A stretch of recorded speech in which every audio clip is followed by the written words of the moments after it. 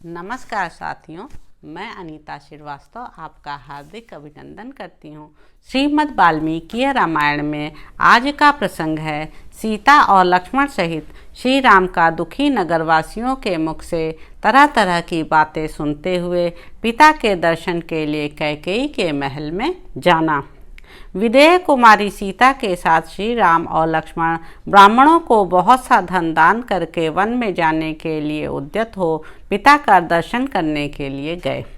उनके साथ दो सेवक श्री राम और लक्ष्मण के वे धनुष आदि आयुध लेकर चले, जिन्हें फूल की मालाओं से सजाया गया था और सीता जी ने पूजा के लिए चढ़ाए हुए चंदन आदि से अलंकृत किया था। उन दोनों के आयुधों की उस समय बड़ी शोभा हो रही थी।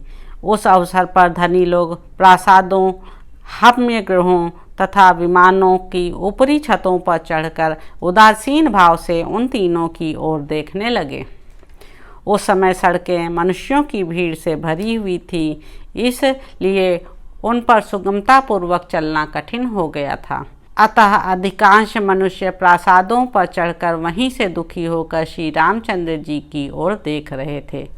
श्री राम को अपने छोटे भाई लक्ष्मण और पत्नी सीता के साथ पैदल जाते देख बहुत से मनुष्यों का हृदय शोक से व्याकुल हो उठा और वे खेदपूर्वक कहने लगे, हाय, यात्रा के समय जिनके पीछे विशाल चतुरंगनी सेना चलती थी, वे ही श्री राम आज अकेले जा रहे हैं और उनके पीछे सीता के साथ लक्ष्मण चल रहे हैं, जो ऐश्वर्य के सुख का अनुभव करने वाले तथा भोग्य वस्तुओं के महान भंडार थे।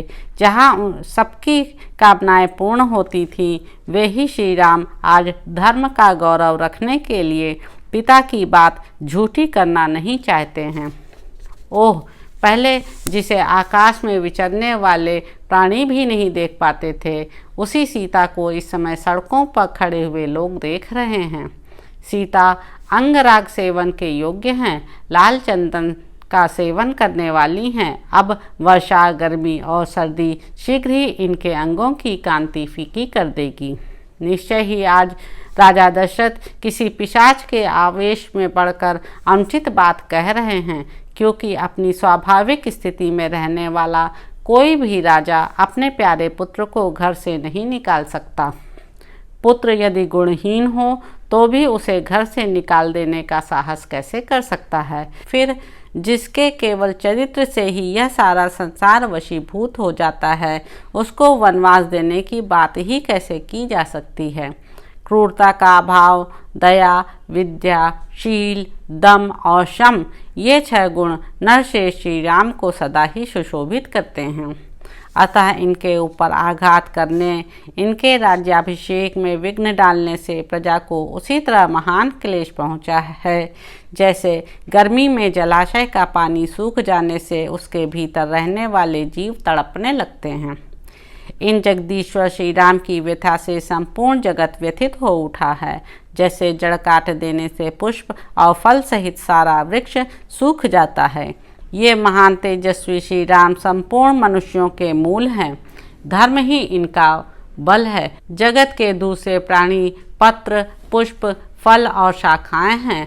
अतः हम लोग भी लक्ष्मण की भांति पत्नी और बंधु बांधवों के साथ शीघ्र ही इन जाने वाले श्री राम के पीछे पीछे चल दें।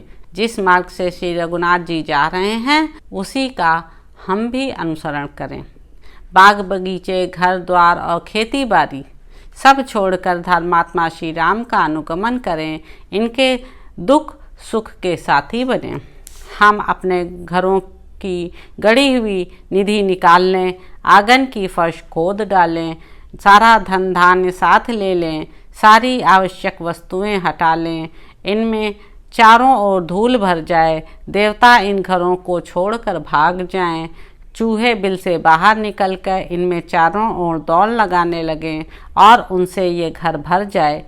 इनमें न कभी आग जले, न पानी रहे और न झाड़ू ही लगे। यहाँ बलि, वैश्वदेव यज्ञ, मंत्र पाठ, होम और जप बंद हो जाए, मानो बड़ा भारी अकाल पड़ गया हो। इस प्रकार ये सारे घर ढह जाएं। इनमें टूटे बर्तन बिखरे पड़े हों और हम सदा के लिए इन्हें छोड़ दें। ऐसी दशा में इन घरों पर कैकेयी आकर अधिकार कर ले। जहाँ पहुँचने के लिए ये श्री रामचंद्र जी जा रहे हैं वह वन ही नगर हो जाए और हमारे छोड़ देने पर यह नगर भी वन के रूप में परिणत हो जाए।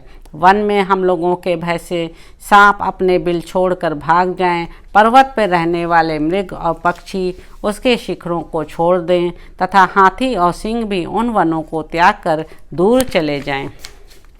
वे सर्प आदि उन स्थानों पर चले जाएं जिन्हें हम लोगों ने छोड़ रखा है और उन स्थानों को त्याग दें जिनका हम सेवन करते हैं। यह देश घास चरने वाले पशुओं, मांस भक्षी हिंसक जंतुओं और फल खाने वाले पक्षियों का निवास स्थान बन जाए। यहाँ सर्प, पशु और पक्षी रहने लगें। उस दशा में पुत्र और बंधु बांधवों सहित कैकेयी इसे अपने अधिकार में कर ले। हम सब लोग वन में श्री रघुनाथ जी के साथ बड़े आनंद से रहेंगे। इस प्रकार श्री रामचंद्र जी ने बहुत से मनुष्यों के मुंह से निकली हुई तरह तरह की बातें सुनी, किंतु सुनकर भी उनके मन में कोई विकार नहीं हुआ। मतवाले गजराज के समान पराक्रमी धर्मात्मा श्री राम पुनः माता कैकेयी के कैलाश शिखर के सदृश शुभ्र भवन में गए। विनयशील वीर पुरुषों से युक्त उस राजभवन में प्रवेश करके उन्होंने देखा सुमंत्र पास ही दुखी होकर खड़े हैं। पूर्वजों की निवास भूमि अवध के मनुष्य वहां शोक से आतुर होकर खड़े थे। उन्हें देखकर भी श्री राम स्वयं शोक से पीड़ित नहीं हुए। उनके शरीर पर व्यथा का कोई चिन्ह प्रकट नहीं हुआ।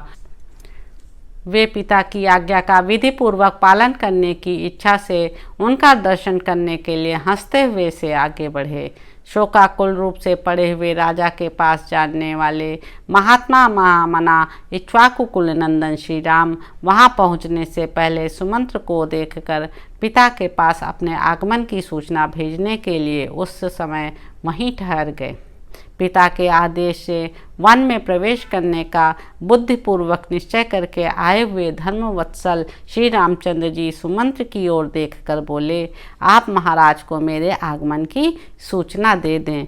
तो इस प्रकार साथियों अयोध्या कांड में निहित 33वां सर्ग यहाँ पर समाप्त होता है।